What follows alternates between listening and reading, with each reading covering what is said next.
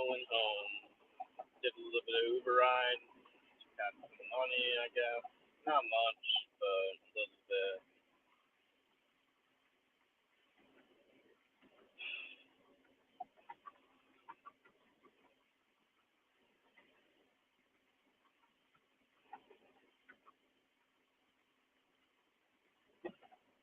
Nothing compensates for this hell.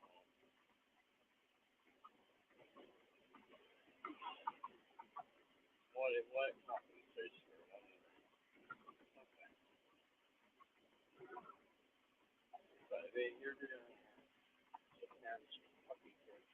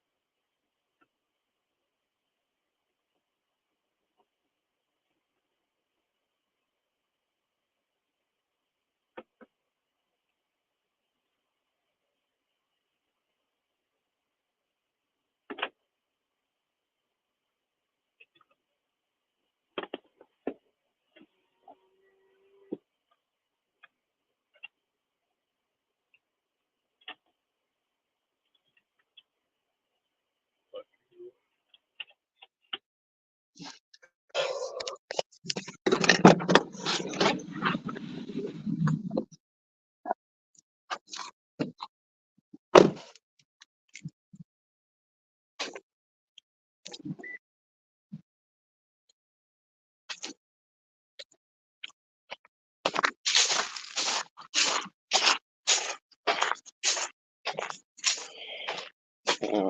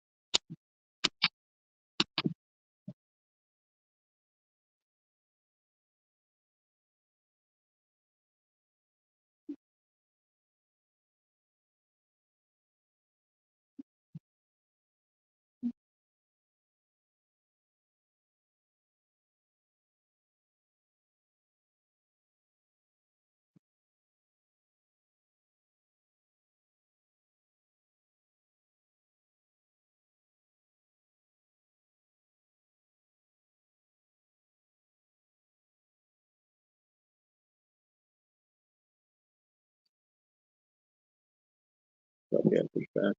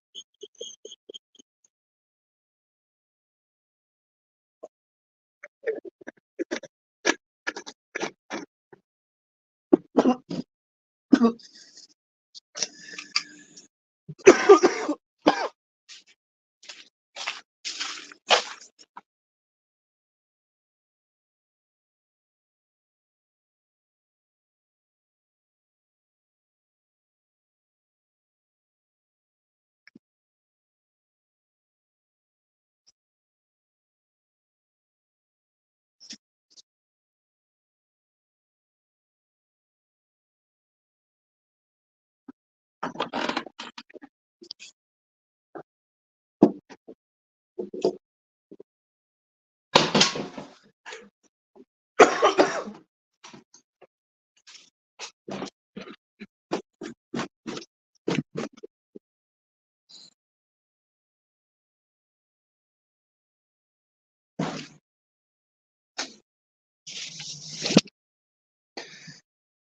at that. Someone up here.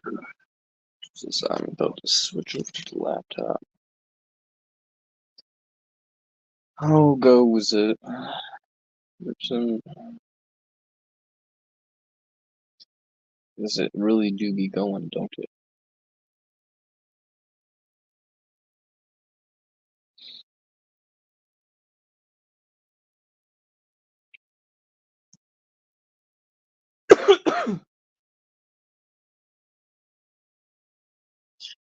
Let's enter the studio. Let's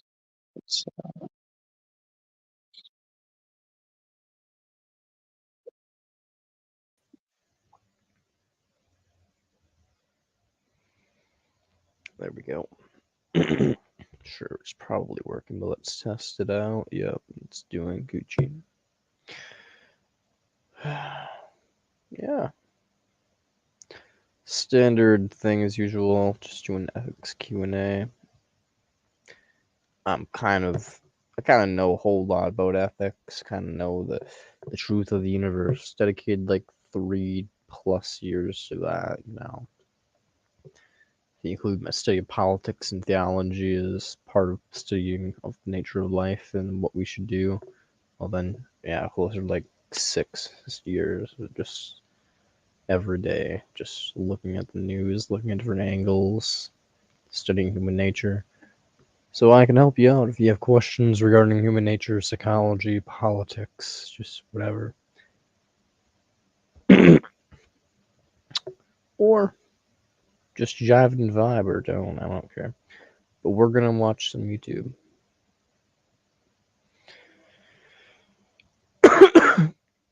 Cough.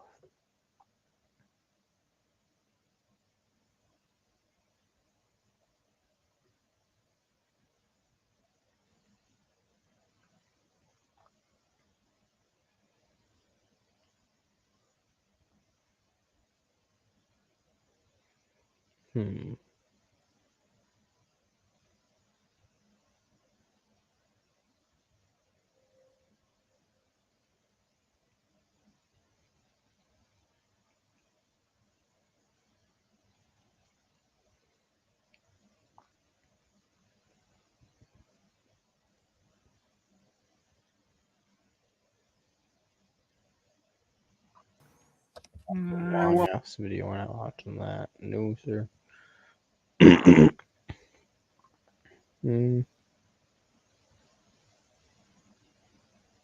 Let's go into show more.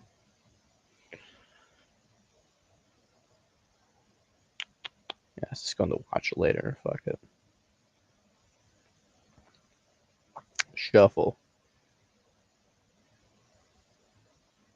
So COP26 finished recently, and the overarching feeling was one of disappointment. A 2-week-long celebration of business as usual and blah, blah, blah. Yet, whilst COP26 involved discussions about many of the most pressing environmental issues that we currently face, one industry's involvement in the climate crisis was astonishingly overlooked: animal agriculture.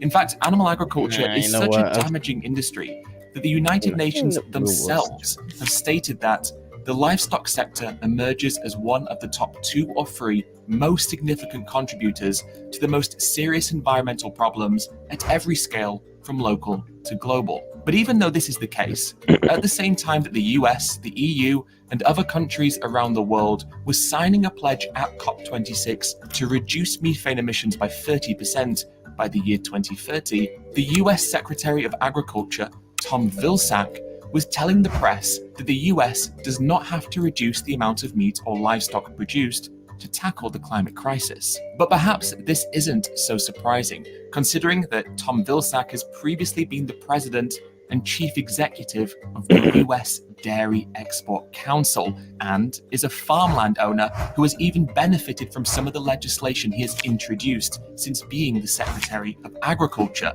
such as expanding a government subsidy program that he financially benefits from.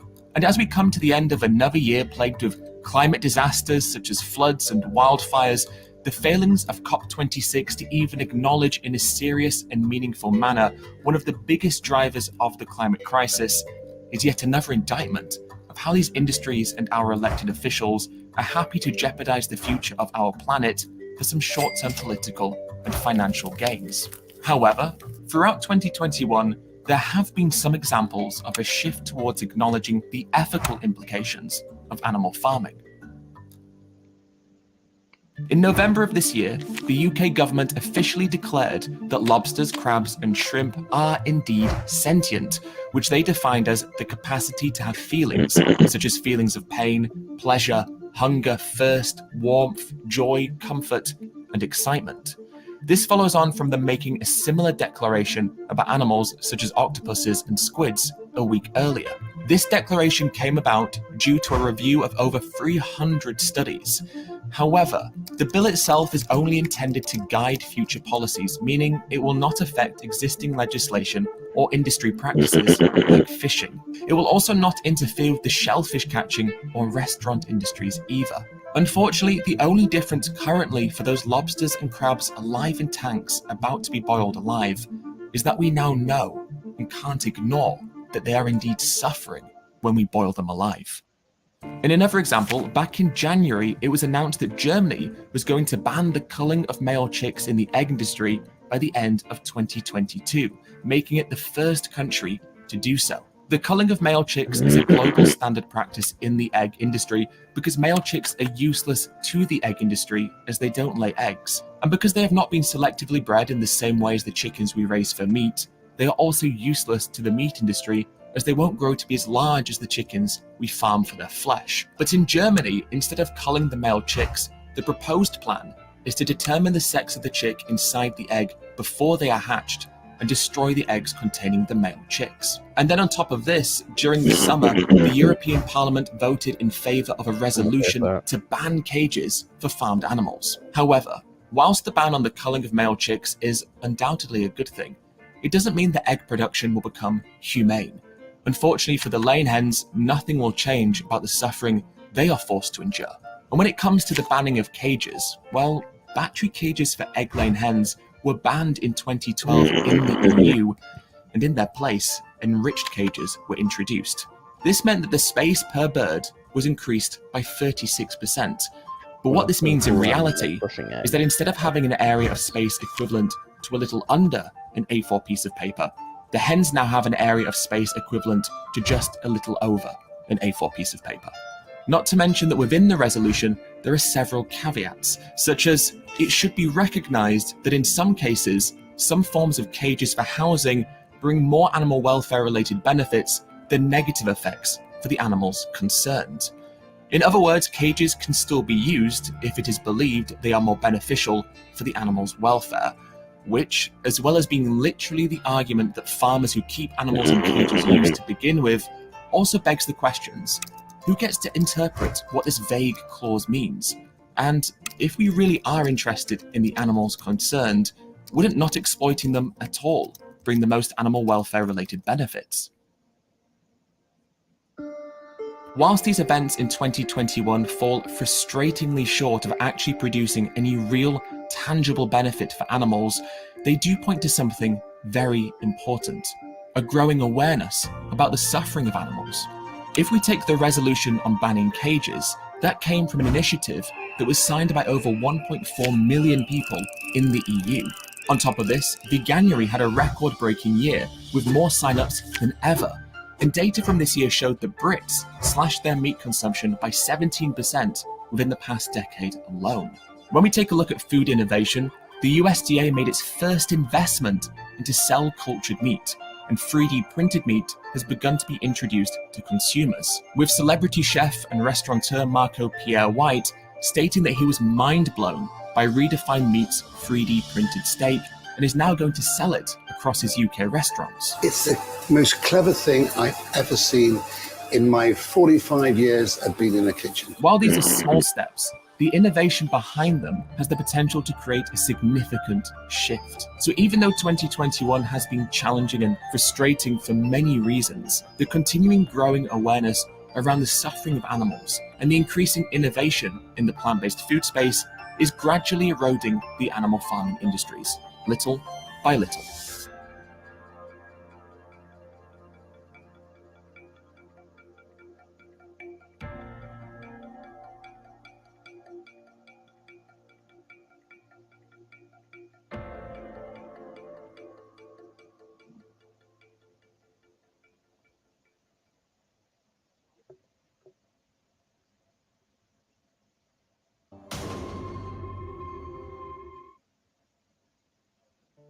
Highway 12 hitchhiker. Highway 12 dates back to at least 1917 when it was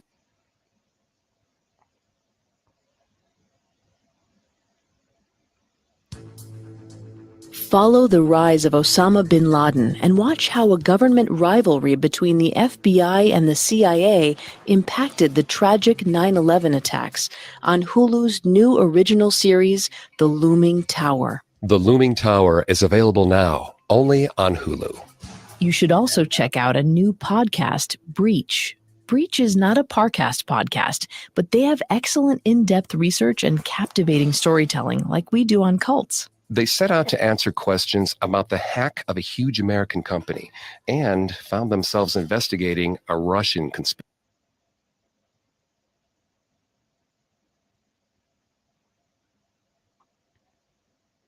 Last time we were discussing the rationality of suicide. We separated the question, well, if you kill yourself.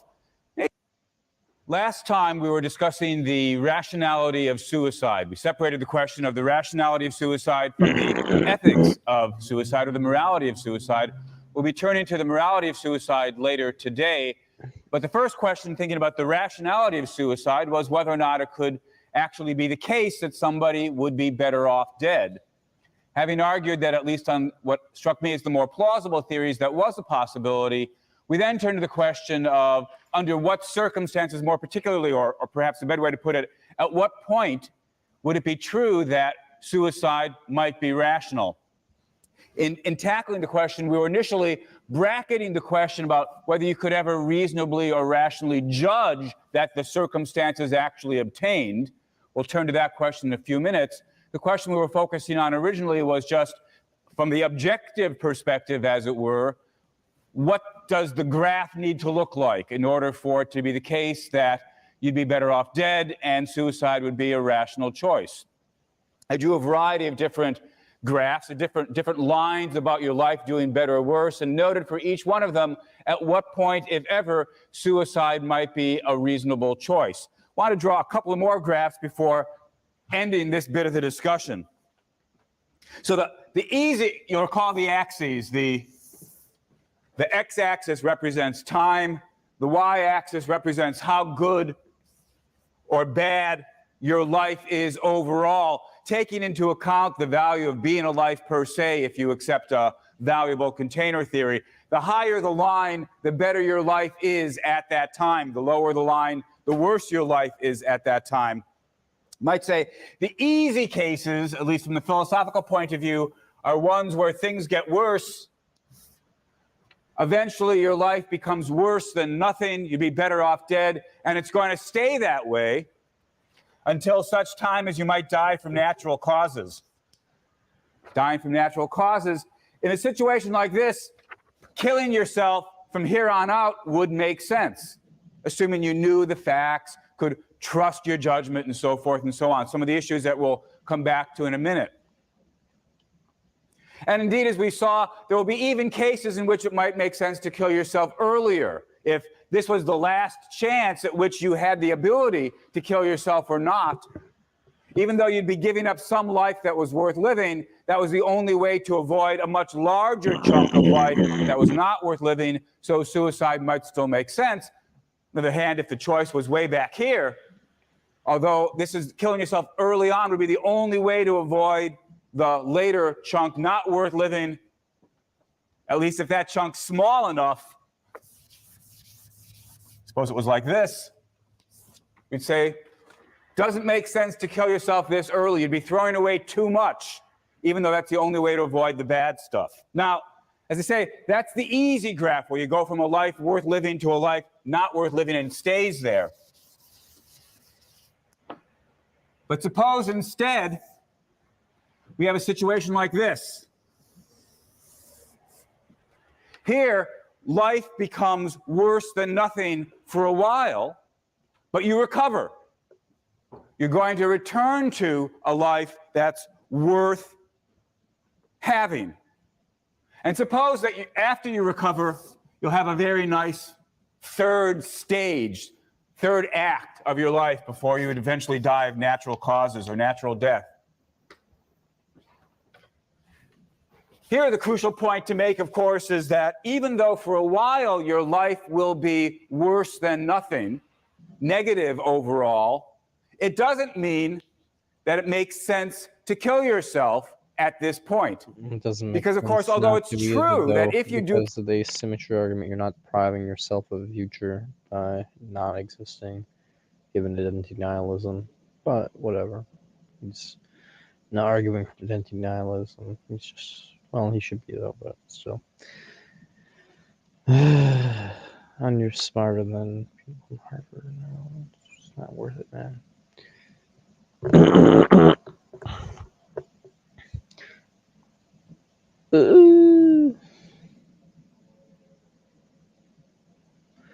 Don't need a graph to say, wow, if your life gets better later on, maybe you should keep living. And then it doesn't take a graph to say identity nihilism plus a symmetry argument and get fucked. So it's just kind of like, I don't know, man. It's just, life is, everything's so easy to respond to, and everything's just so clear. There's just so fucking... There's no winning.